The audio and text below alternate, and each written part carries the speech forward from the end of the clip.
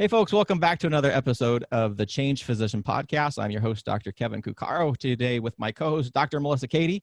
And for today's guest, we have Dr. Brent Lacey. Dr. Brent Lacey is a gastroenterologist, a specialist in medicinal finance, as well as gastroenterology, and he runs the Scope of Practice podcast. And we're going to talk about his physician journey here. So, Brent, would you mind giving a little bit of background? Not too much so we can get into your story, but a little bit about what you do and why you do it. Yeah, sure. So I knew for sure when I graduated high school that the only two careers I definitely didn't want to embark on were law and medicine. And that's the only two things I definitely ruled out. And then my freshman year of college, I went on a medical missions trip with the University of Texas Southwestern Medical School in Dallas. And I went as a Spanish translator because I speak Spanish, and really felt God calling me to medicine that week. And so I changed my major from business to pre-med and crammed the entire pre-med curriculum from 4 years into 3 years, which I don't recommend to people. And then went on to do internal medicine and gastroenterology. Awesome. That's so funny how that story changed for you, because so many people are like, I wanted to be a doctor since I was 5 and I went through all this stuff. And I was the same way. I mean, in high school, I was like, why would anybody want to be a doctor? And, and then that decision happens, and then it was a good decision overall. But why then, you kind of touched on a little bit here, you're on a medical mission, not as a medical provider, but a translator. So how did that then influence you? What was this calling that you're talking about that made you want to go into medicine? What was the intention there? Yeah, well, I'm an evangelical Christian, and for me, I've always, at any point in my life where I was making a major transition between either schooling or trying to figure out what's the next big direction in my life, I'm always seeking guidance from God about that, and really felt that week that I was being led towards a career in medicine. I mean, no audible voices or anything, but just felt a very strong sense of urging, and talked to some mentors and my family when I got back home, and just really felt a strong sense of peace and calm about that, and then went on to do the pre-med stuff. So just to kind of expand on that a little bit, what was the intention though? I mean, if you're feeling this calling, but why did you go into medicine? Meaning, you went into your initial reasoning is, I went into medicine because I wanted to blank. Yeah, I think it was directly, honestly, it was answering the call. But, the more I thought about it, the more it seemed like a very natural a fit for me. I mean, I loved helping people. So teaching has long been my spiritual gift. And so I feel like, medicine is an opportunity for me to be a teacher every single day. I mean, so whenever I'm seeing my patients, every single encounter that I have is an opportunity to teach people about their disease, or teach them about, how to manage their health better. And so, the opportunity to get to work with people one-on-one, the opportunity to really help people, the opportunity to build long-term relationships of high import and significant impact for people's lives. The more I thought about it, the dumber I felt for having rejected it for so long. So if being that you're at that point where you're going to go into medicine, what was how did you envision medicine would be? Like, what were your expectations now that you were in that place? What would medicine be like for you? Well, I had the benefit, or perhaps the curse, of growing up with a father who was a physician, which is actually the reason why I had rejected it for so long, because I got to see it from the inside Right. for a very, very long time. Now, that's not a knock on medicine as a profession or on my dad. I mean, my dad and I have been best friends since I was 9 years old. I mean, I love him to death. He's a phenomenal physician and a wonderful man. But I really felt like, for me, I wanted to kind of be my own person, and so I wanted to kind of forge a new path. But in any case, I got to see from the inside growing up, all of the good and the bad, so, I mean, I saw when dad was on call on weekends, or, he'd have to go into work super early, or, but hearing some of the stories about, how hard things were. I'll give you an example. So I remember going to hear him give a lecture one time to a bunch of college students that were, it was a lecture series where they would have people from different professions come in and talk about their profession. And so he did the one for medicine. And so I'm sitting in the back, and dad opens up the talk with, Hi, I'm Dr. Lacey. I'm here to try as hard as I can in the next hour to convince you not to go into medicine. And, everybody that had been completely bored and not paying attention suddenly looked up and like, that's different. And so his thesis was, if I can convince you in the next hour not to do a career in medicine, you needed to be convinced. And, he talked about how hard it was and how long a journey it was and how much work it was. But, threw in all the stories of how much joy he has when he getting to practice, and how even though it's hard, it's all totally worth it. And the more he talked about it, the more it was obvious that this was just an amazing profession, a wonderful place to be. And that, yeah, it's not for everybody. And yeah, it's a lot of work. But, like I said, I got the benefit of just sort of seeing that growing up. So I felt like I was able to go in eyes wide open. Yeah. And when you were in medicine, obviously you did your internal medicine residency. Did you kind of know the GI was going to happen from the get-go, or was that a challenge? No, I tried very hard not to do the same thing as Dad. He's a gastroenterologist as well. And again, I just wanted to be something different. And, so I thought, okay, well, I'll be a doctor, but I won't do internal medicine. And then my third year rotation on internal medicine, I got out of my first morning report and I said, okay, these are my people. I love this stuff. So I was like, okay, well, I'll do internal medicine, but I won't do GI. And then I got to my second year of residency. I started doing my electives and I realized, dang it, I love GI. Come on. GI is pretty cool. Yeah. So I finally just acquiesced. I said, okay, all right, this is where I'm meant to be. So, and I love it. It's fantastic. Yeah. But that kind of makes me wonder, you went into medicine with your eyes wide open, which I would say not everybody is. Definitely people going with these different expectations, and what was beneficial for you is you had that lived experience with a physician versus other people that may have volunteered or gone in the hospital or thought that you knew about medicine, but until you were sort of ingrained into it, you don't really know what you're getting into, because a physician isn't just a career. It's almost a way you live, right? There's expectations that are way beyond just volunteering in a hospital, that you don't see the stuff that's happening outside of that. But was there ever a moment in time that you questioned, like, why did I go into this? Or did you have that kind of crisis of medical faith where you're like, oh my God, did I make the right decision or did I not make the right decision? I would say actually no. I don't think I ever experienced a crisis of should I have gone into this? Just because, like I said, this all started with what I felt was a calling from God, and that is a significant enough impact for me that I knew that I just need to keep pushing forward no matter what. Now, I did have crises of, can I do this? Am I going to be able to get through it? So I never doubted that it was what I was supposed to do, but I did have moments where I doubted that I could actually accomplish it. So I remember, as an intern, I don't know who I annoyed in the selections committee, but for some reason I got put as an ICU intern as my first month, and I was on call the first day. So I'm not sure who I ticked off during the interview process, but I'm MS4 plus 1 day, and I'm on call in the ICU for a 30-hour shift. And I'm looking around going, what am I doing here?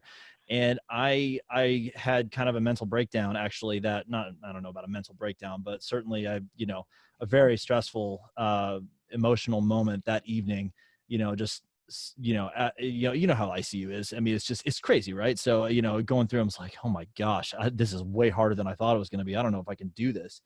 But talking to, I called home, I talked to my residents, I talked to my attendings, got a lot of encouragement, and then just, worked my way through it. And I had a few other moments like that. I mean, definitely had that same thing happen when, my first 6 months of GI fellowship. I mean, I'd just come off of 3 years of residency, and I was, resident of the year and, got teaching awards. And I was like, I'm on top of my game. I know this stuff. And then I get to GI fellowship and I'm like, I'm stupid again. Welcome to the medical world. Yeah, exactly. My goodness. Well, along the way, as far as the, you mentioned a challenge, obviously the first day, that would just be horrifically stressful for anybody going through that after being just out of medical school and jumping from, I think every rotation, even an internship, each rotation, the first day of the next rotation was a sensory overload and super stressful. But at what point through this residency fellowship, were there any specific challenges or anything that made you start thinking or shifting your thoughts about what a career in medicine should be? Because obviously you're doing other things right now. Is there a certain point where that shift or pivot started happening? So no, I would say that, well, so I'm still a full-time gastroenterologist. So Right. all the stuff that I do with scope of practice is all on the side. And so for me, I just I think what I did was I got to a point where I just decided that no matter what, no matter how hard it was, no matter how many frustrations I was enduring, I was going to choose to move forward. I was going to choose to be happy. I was going to choose to find a way to, make this all what I wanted it to be. Because at some point along the way, I think I just sort of decided that joy is a choice. Mm-hmm. And maybe I'm wrong about that, but I don't think so. Because I think there's lots of people that, experience burnout in a very real way. And I'm not, downplaying that at all. Certainly I've coached many of those people myself. But I think if you're going to get past the burnout, I think at some point you just have to decide that you're just going to not allow it to consume your life. You're not going to allow that to be the mantle that you wear. And I think, and I don't know exactly when that happened for me, but I think one day I just decided, things can be bad, but I just need to push through.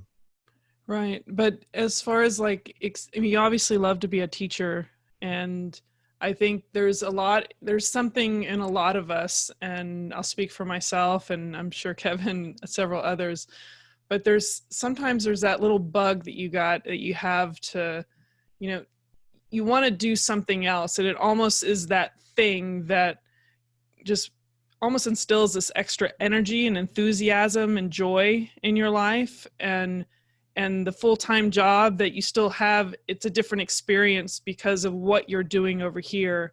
Do you feel like that was something that you were craving or needed or just needed to teach, or what was that thing? Yeah. I'm always looking for different avenues for teaching. I know, so for example, like with the scope of practice stuff, that all was born out of, recognizing a need for financial coaching at my church. I started a financial discipleship ministry at my church, and just seeing how many people were struggling, and then started getting people at the hospital asking me to come and talk to them, and realized, oh my gosh, there's a huge need for this. And I really love doing this. I mean, there's just, you know how it goes, right? You have those light bulb moments that you see people are like, oh, that's what a 401k is. Okay. Or just stuff. It's invigorating. Right. So, yes. So I definitely did experience that, when I first started doing some of the financial coaching and such. But it never got to be a big enough thing that I thought, okay, I want this to replace medicine. I always thought, okay, this is great, and I want to do this too. Right. Well, it always starts with a little dabble, it seems like. You dabble and then you realize, wow, there's something there. And whether you go full force or not, it kind of adds to your life. That's great. Yeah, absolutely. And I wanted to pull out a little bit that, because there was an important thing that you said, was that you decided to choose. And I would, as beyond that book of this podcast, the choosing joy in and of itself, I think there's a whole lot more to it. But what I would kind of highlight is, it seems that you took active choices. So you chose things that you can actively participate in, or things that you personally had control over. So you had control over your thoughts, experiences, and behaviors. And it also seems like you chose to do things that you felt the need to go, that was a need that you could solve, like the financial coaching. And I think that's really important, because that's a very different frame than what I would call passive choice, or when you choose not to make any sort of choices. And so in medicine, we'll oftentimes see people and they're like, well, they are doing this to me, or the administrators have done all this stuff. And we don't have any autonomy in medicine anymore. And what they're really then doing is they're choosing to externalize control to these elements where they don't have any direct impact on. And so it's just sort of reframing what you said in such a way that, because I want the listeners to understand, when we're talking about choices here, it's not like you can necessarily choose your feelings per se. You can choose what you want to focus on, but you can choose to make an active decision and elements that you have a control over. So starting a podcast or starting to do financial coaching for people in your church, those are things that they have direct control over. And I think that's really important to kind of pull out there. For a listener who may say, well, no, Dr. Lacey just says he chose joy and I'm choosing joy, but I just don't feel joyful about it. And there's a lot of difference. It's that difference between an active and a passive choice, or active and passive role, is really crucial. Let me give you an example, because I agree with you that it would be very easy for someone listening to just really blow that off and go, oh my gosh, here's another guy just, saying, just got to rah my way through it. And I could see how you come away with that. It's easy to be cynical about these sorts of things, but let me give you an example that I think would be helpful for your listeners. So this is something that I coach my residents and my students on. I call it embracing the 1%. So, when you're going into a field, let's use GI as an example, because it's the one that I know best. But I think this is true of generally any field in medicine, that it's very important to love everything or nearly everything about the specialty. But the thing I tell my students and my residents is that it's at least as important, if not more important, to not hate anything. And those aren't the same thing. So you need to love almost everything, and there needs to be nothing that you hate. So, and every single specialty has what I call the dark underbelly. There's some subset of the patients that you see, or some aspect of the medicine that we treat, that is abhorrent in some way or frustrating in some way. And I call it embracing the 1%, how we fix this. So for example, in GI, it's irritable bowel syndrome. Okay. So IBS is incredibly frustrating for us because, and more so for our patients, because it's something we don't understand very well. Our therapies are very poorly targeted. Our success rate is somewhat limited. The patients tend to have a lot of demands. There tends to be secondary gain issues in a lot of folks' cases, and patients feel, bad because they feel like no one ever listens to them or anything. So if you hate IBS, but you love everything else about GI, you love the scope, you love IBD, you love cirrhosis, you love the liver, you love the pancreas, and you hate IBS, you will hate your life. You will be so miserable because you see IBS every day. And if that's the only thing that you hate about your specialty, it'll be miserable. And every specialty has this. I mean, for OBGYN, it's interstitial cystitis. I mean, for, ortho, it's anything to do with internal medicine. I mean, it's just, it is incessant. It's everywhere. So when I was a fellow, somebody taught me this, and I am so grateful that they bothered to sit down and put this into words that I could take action on. And they said, okay, you need to figure out something that you don't like about this specialty, and then you need to figure out a way that you can love it. Okay. So there's a great quote by Augustine. He says, we become brave by doing brave things. Right. And so it's that action word that you talked about, Kevin. So it's taking action and that aggregation of those acts then becomes who you are. So if you decide that you're going to find IBS intellectually fascinating, eventually it becomes intellectually fascinating. You're not faking it. You're training yourself to enjoy it.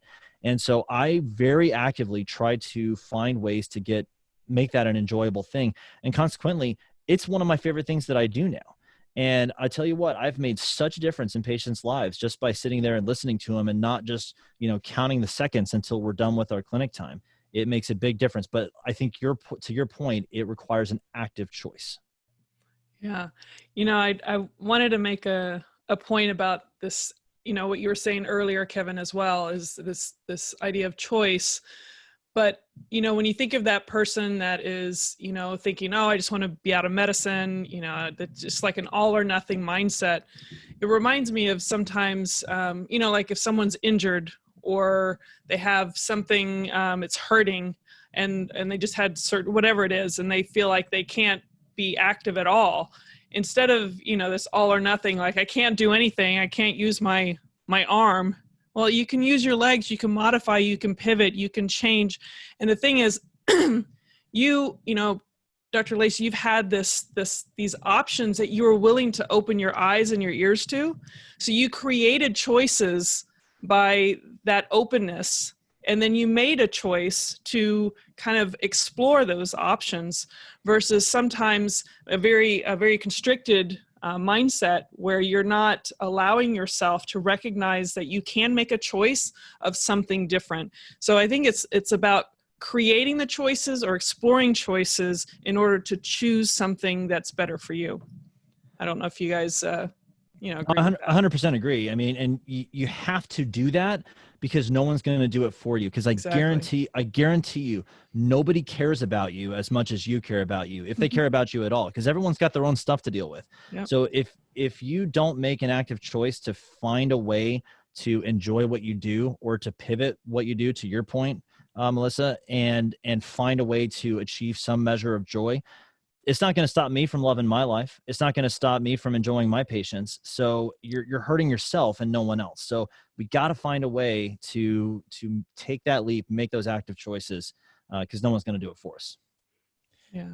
No, absolutely. And I would just say the neuroscience is actually very suggestive of that as well. So this has been kind of typical in that you touched on the rah, right? And people are like, oh, that's self-help stuff. And you're just saying you have to think differently. Well, if you look at sort of what the neuroscience about what the brain does, the brain is a giant sense-making and question-answering machine. And it's going to answer the question that you're feeding it. And so if you're thinking, why does my life suck? Your brain's going to say, well, here you go. This is why your life sucks, blah, blah, blah, blah, blah.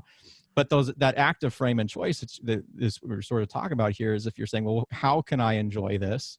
Then the brain's going to say, well, let's try to answer that question. This is how I could enjoy this. This is kind of how to enjoy this. And so there's an overlap there very much from what the neuroscience says about how the brain sort of processes and predicts information, and this idea of active choosing and really focusing on what we would say the can rather than the cannots. Like what can I do rather than what I can't do. So I think it's just great. And I think it was an interesting place to kind of integrate modern neuroscience plus active choice, plus really taking control of your practice there. With that little side thing though is, how do you see your life now? I mean, what is your practice life with the Scope of Practice podcast? How have you found that addition? Because now we're moving into a different choice, right? You're a full-time gastroenterologist. That's not what we would call exactly what you would say a lifestyle specialty, because that's a very busy practice. And now someone's going to be saying, I don't have enough time as it is. And now this guy's creating a podcast and doing this other stuff on the side. How has that changed your life? Well, I think it's enriched it in a variety of ways. And it's helpful for me that I have a very, very supportive wife who is very excited for me to get to explore this. And she definitely helps me out with that. But I think it has just, further highlighted the importance for me of, time management. One of the things that's been very helpful for me is batching. So I'm not, on social media 24/7. I can't be, right. I'm with my patients. So, but I'll sit down and, over the course of a couple hours, one evening a week, write out, my, all the social media posts that I want to put on for the week. And then I have a scheduling software that I put them into, and then I just do them all right then, and then they're automated. And then I have a different night for the week that I'll, write out the blog post and edit the podcast episode for the week. And then if I have a day where I have an afternoon off, I'll try to schedule 3 or 4 interviews or something like that. And I try to find time where I can and try to put things together. But I think it's one of those things that it can be done, but it requires a little bit of creativity, and definitely some, maybe some new ways of exploring the time management. The batching thing has been very helpful for me though. Mm-hmm. Yeah, that goes to say for, I think, a lot of human activities, whether it's batching your cooking for the week or just when you have those blocks of time to get the certain, like podcasts, we're learning that as well, is that you really have to, be smart with your time. But that's another kind of segue back to this initial thing about these active choices, right? You are actively choosing how you're going to spend your time rather than passively waiting for the moment to develop where you can do this. Like I would bet, or would be willing to bet, that if you just said, well, I'm going to start a podcast, but you know what, I'll just fill it in and I'll do those episodes when I have time. That's a very different mindset and much less likely to be able to promote your show in a way than saying, I'm going to be proactive about how I'm going to do this. I'm going to start my time in this podcast, but you know what? I'm going to identify up front that I have this time this week to do it rather than wait for that time to sort of surface later on. Yeah, what I tell my residents and my students is don't prioritize your schedule your priorities. So figure out ahead of time what it is that you want to make sure ends up on your schedule. Put that on there first, and everything else fits around it. So nothing interrupts family time for me. So when I cut off of work and before my kids go to bed, there is no side anything. I'm not doing interviews. I'm not answering social media posts. I'm not calling people. It's my wife and my kids, and that's it. When people go to bed, that's when I start working on some of the side stuff, or before people wake up in the morning. I tell you what, you can get a lot of stuff done by just waking up an hour earlier than everybody else in the house.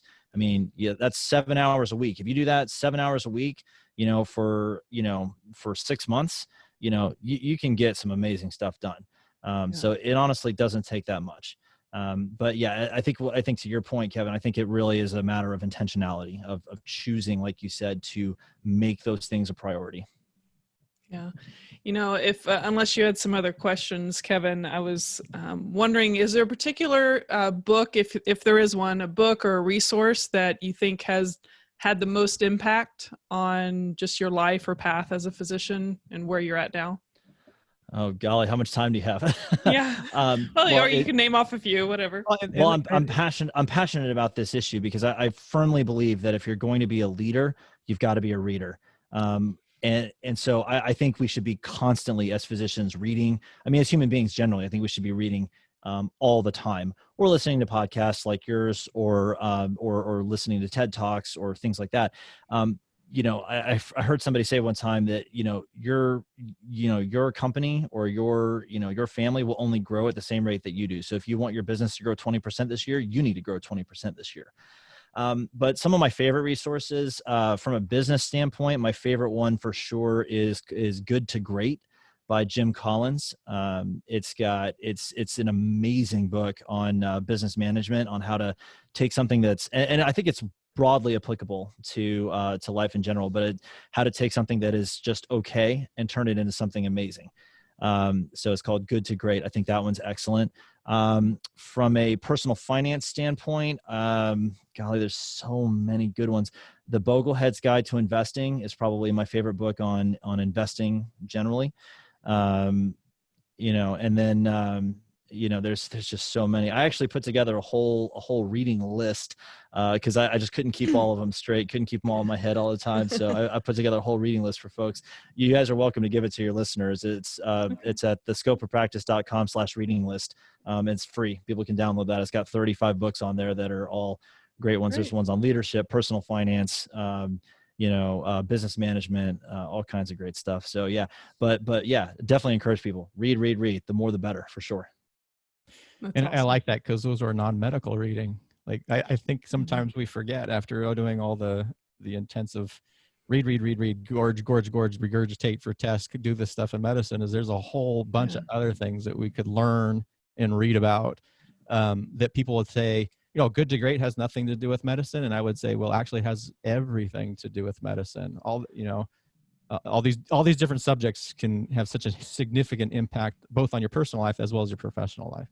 Yeah, that's one of the things that's been great about the doing the Scope of Practice podcast now is in preparation for a lot of my interviews, I'm reading the books that the different people have written, and none of them are medical. So it's kind of forced me to get back to my nonfiction reading, which has been a lot of fun. There's an accountability that comes with the deadlines that, when you know that you have something you're going to talk about. I think it's really everything you spoke about, today, and just, to be a leader, you need to be a reader. Like, all these different aspects are not just medical aspects to who we are as human beings. And I really think that if we really want to make a big impact and sit and listen and give people the space and validate their frustrations or their pain or whatever they're going through, the better we are at being well-rounded in all these other things is just going to help serve our patients so much better and help the society we're really trying to, help.